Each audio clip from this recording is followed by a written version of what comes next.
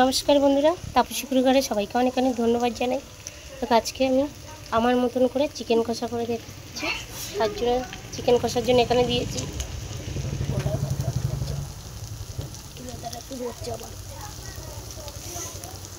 এখানে দিয়ে দিয়েছি রসুন বাটা, পেঁয়াজ বাটা, আদা বাটা একসাথে মিক্সিতে পেস্ট করে নিয়েছি।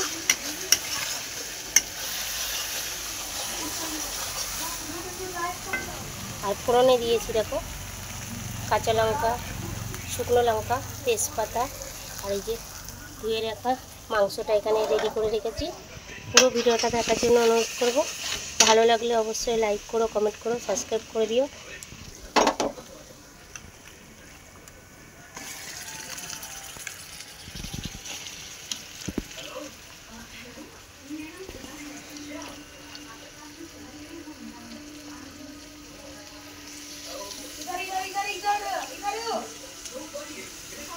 এবার আগে না ইয়ে করে দিল তো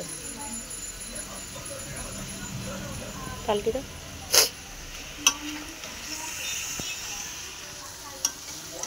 বা হাত দিয়ে হয় না কখনো, এক হাতে ধরলে, কারণ অনেকটা মাংস তো।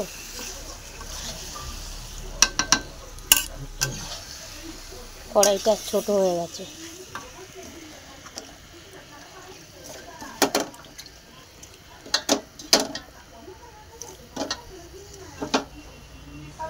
কষে রেখে দেবো।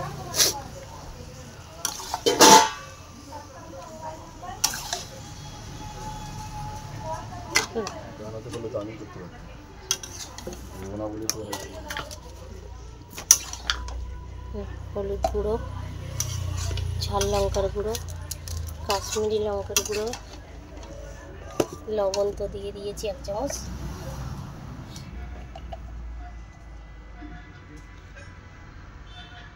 আর 1 চামচ লাগবে হলুদ গুঁড়ো।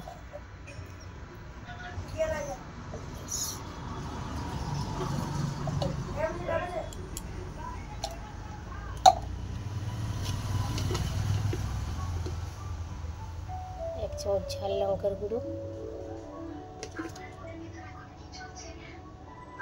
দিয়ে পরিমাণ মতো লবণ দেওয়া আছে, দিয়ে এবার মিক্স করে নেবে।